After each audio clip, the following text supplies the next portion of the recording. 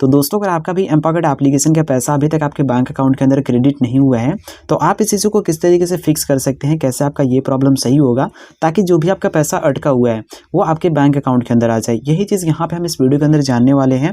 इस वीडियो को देखने के बाद आप काफ़ी आसानी से जो भी आपका पैसा अटका हुआ है वो आपके बैंक अकाउंट के अंदर, यकीन मानिए अगर आप इस वीडियो को देख रहे हैं तो इस वीडियो को देखते देखते ही आपका जो पैसा होगा वो आपके बैंक अकाउंट के अंदर चला आएगा। बस यहाँ पर मैं आपको 2 सेटिंग बताऊंगा, 2 तरीका बताऊंगा जिसको आपको फॉलो करना है। उसके बाद जो भी आपका पैसा अटका हुआ है वो पैसा आपके बैंक अकाउंट के अंदर होगा।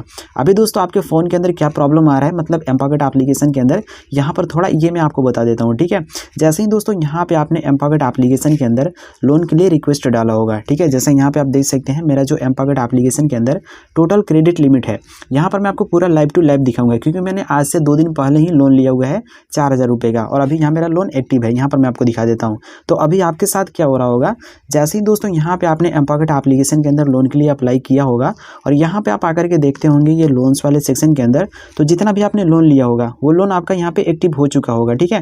लोन यहाँ पे एक्टिव भी हो गया होगा। साथ ही साथ यहाँ पे आपको ये भी दिखाया जाता होगा कि आपने जितना लोन के लिए रिक्वेस्ट किया है वो पैसा आपके बैंक अकाउंट के अंदर सेंड कर दिया गया है, भेज दिया गया है। लेकिन जैसे ही दोस्तों आप अपना बैंक अकाउंट चेक करते होंगे, बैंक बैलेंस चेक करते होंगे, तो वहाँ पे लोन अमाउंट रिसीव ही नहीं हुआ होता है, वहाँ पे आपको कोई भी पैसा बढ़ा हुआ नहीं मिलता है, जिसे देख करके आप काफ़ी ज़्यादा परेशान हो जाते हैं।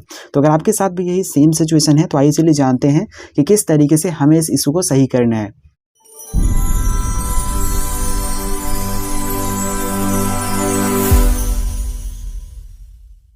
तो यहाँ पे दोस्तों सबसे पहले तरीके में आपको क्या करना है, यहाँ पे सबसे पहले तरीके में आपको पेशेंस रखना होगा।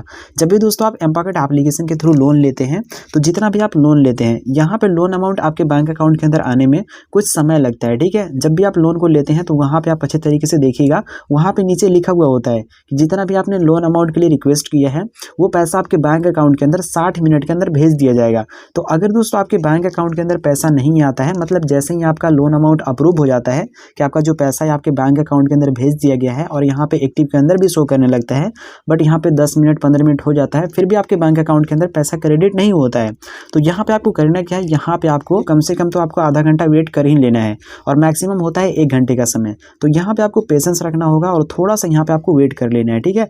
और यहाँ पे जैसे ही दोस्तों आप 15 से 20 मिनट का वेट करते हैं उसके बाद जो आपका पैसा होता है वो ऑटोमेटिक ही आपके बैंक अकाउंट के अंदर क्रेडिट कर दिया जाता है, ट्रांसफर कर दिया जाता है। अब यहाँ पर मैं आपको दूसरा तरीका बताता हूँ। अगर दोस्तों आपका पैसा आपके बैंक अकाउंट के अंदर ट्रांसफर नहीं किया जाता है, मतलब यहाँ पे आप आधे घंटे 1 घंटे वेट कर लेते हैं, फिर भी आपका जो पैसा होता है जो भी आपने एम पॉकेट एप्लीकेशन से लोन लिया हुआ होता है वो पैसा बैंक अकाउंट के अंदर क्रेडिट नहीं होता है और यहाँ पे ये शो करता है कि आपका पैसा आपके बैंक अकाउंट के अंदर भेज दिया गया है।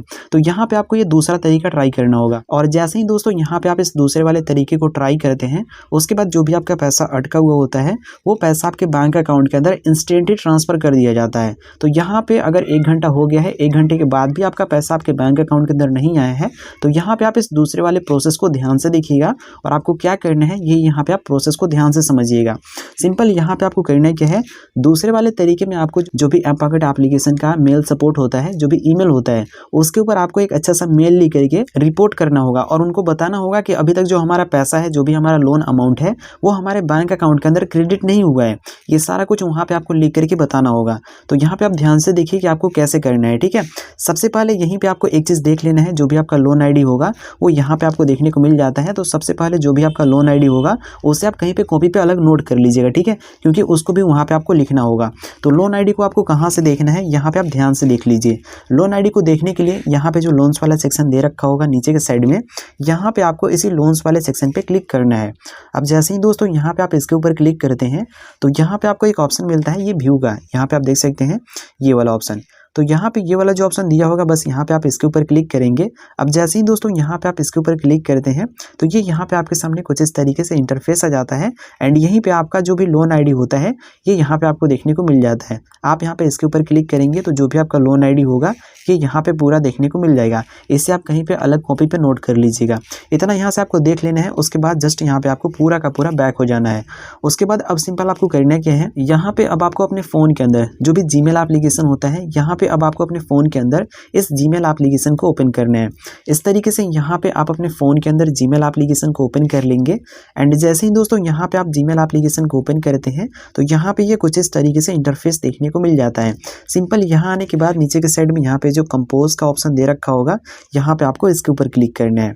जैसे ही यहाँ पे आप इसके ऊपर क्लिक करते हैं तो यहाँ पे आपके सामने कुछ इस तरीके से इंटरफेस आता है। अब यहाँ पे आप ध्यान से देखिएगा कि यहाँ पे आपको क्या लिख करके एमपॉकेट एप्लीकेशन के ईमेल सपोर्ट को यहाँ पे आपको सेंड करना है। सबसे पहले यहाँ पे जो भी एमपॉकेट एप्लीकेशन का कस्टमर सपोर्ट ईमेल है उसे यहाँ पे आपको लिखना है। तो कौन सा ईमेल होता है ये भी यहाँ पे आप ध्यान से देख लीजिएगा। ईमेल मैंने यहाँ पे लिख रखा है और जो भी ईमेल है ये मैं आपको वीडियो के डिस्क्रिप्शन में प्रोवाइड करा दूंगा। आप वहाँ से काफ़ी आसानी से ईमेल को देख सकते हैं। ठीक है, ये यहाँ पे आप देख सकते हैं, यही है एमपॉकेट एप्लीकेशन का ईमेल। आप इसे डिस्क्रिप्शन से अच्छे तरीके से देख लीजिएगा और वहीं से कॉपी भी कर लीजिएगा। और क्या लिखना है ये चीज़ भी आपको हमारे वीडियो के डिस्क्रिप्शन में देखने को मिल जाएगा। यही चीज़ आपको भी लिख करके एमपॉकेट एप्लीकेशन के कस्टमर सपोर्ट को आपको सेंड करना है। तो चलिए यहाँ से मैं इसे भी कॉपी कर लेता हूँ। बस इस तरीके से यहाँ पे आपको सारा कुछ कॉपी कर लेना होगा डिस्क्रिप्शन से। ये सारा कुछ आपको डिस्क्रिप्शन के अंदर देखने को मिल जाएगा। उसके बाद यहाँ आने के बाद सबसे पहले टू के अंदर आपको क्या करना है, जो भी एमपॉकेट एप्लीकेशन का ईमेल होगा उसको यहाँ पे आपको देना है। तो चलिए यहाँ पर मैं एमपॉकेट एप्लीकेशन का ईमेल इंटर कर लेता हूँ। यहाँ पे आप देख सकते हैं जैसे ही एमपॉकेट एप्लीकेशन का ईमेल यहाँ पे आप इंटर करेंगे ये यहाँ पे कुछ इस तरीके से आ जाएगा। आप यहाँ पे इसको सेलेक्ट कर लेंगे। उसके बाद यहाँ पे जो सब्जेक्ट का ऑप्शन दे रखा होगा आप यहाँ पे इसके ऊपर क्लिक करेंगे। यहाँ पे आपको ये लिखना है, कुछ इस तरीके से लिखना होगा, लोन अमाउंट नोट क्रेडिटेड। इस तरीके से यहाँ पे आपको लिख लेना होगा। उसके बाद यहाँ पे आपको कंपोज ईमेल पे क्लिक करके और यहाँ पे आपको ये लिखना होगा इस तरीके से यहाँ पे आपको लिखना होगा। मैं यहाँ पे आपको बता देता हूँ कि क्या लिखा हुआ है, ऐसे आप भी पढ़ सकते हैं। Dear mPokket support team, I have taken a loan from mPokket. इस तरीके से लिखना है। साथ ही साथ नीचे के साइड में यहाँ पे जो लिखा हुआ है डिटेल्स, ये सबसे ज़्यादा इंपॉर्टेंट होता है। सबसे पहले यहाँ पे आपको क्या करना है, यहाँ पे जो ऑप्शन दिया हुआ है रजिस्टर मोबाइल नंबर, सबसे पहले यहाँ पे आपको अपना मोबाइल नंबर देना होगा। जिस भी फ़ोन नंबर से आपने एमपॉकेट एप्लीकेशन के अंदर लॉगिन किया होगा वो फ़ोन नंबर यहाँ पे आपको देना है। ठीक है, ये जो यहाँ पे लिखा हुआ है योर मोबाइल नंबर, इसको आपको कट करके और यहाँ पे आपको अपना फ़ोन नंबर देना है। उसके बाद यहाँ पे आपको अगला ऑप्शन मिल जाता है लोन आईडी का।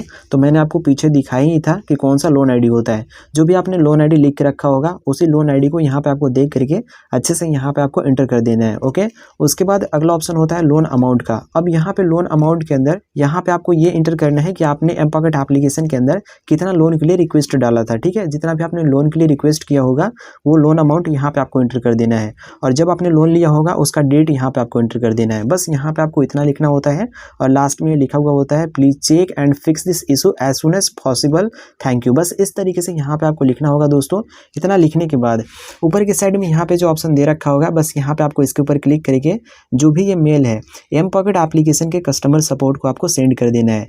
जैसे ही दोस्तों आप इतना करते हैं, इतना करने के बाद जैसे ही ये मेल एमपॉकेट के कस्टमर सपोर्ट को मिलता है उसके बाद जो आपका पैसा होता है वो इंस्टेंट ही आपके बैंक अकाउंट के अंदर ट्रांसफर कर दिया जाता है। सो इस तरीके से दोस्तों ये दो तरीका होता है। अगर जब भी आप एमपॉकेट एप्लीकेशन के थ्रू लोन लेते हैं और आपका जो लोन अमाउंट है वो आपके बैंक अकाउंट के अंदर क्रेडिट नहीं होता है 1 घंटे के बाद, तो आप इस प्रोसेस को यूज़ करके आप काफ़ी आसानी से जो भी आपका लोन अमाउंट अटका हुआ होता है उसे आप अपने बैंक अकाउंट के अंदर मंगा सकते हैं।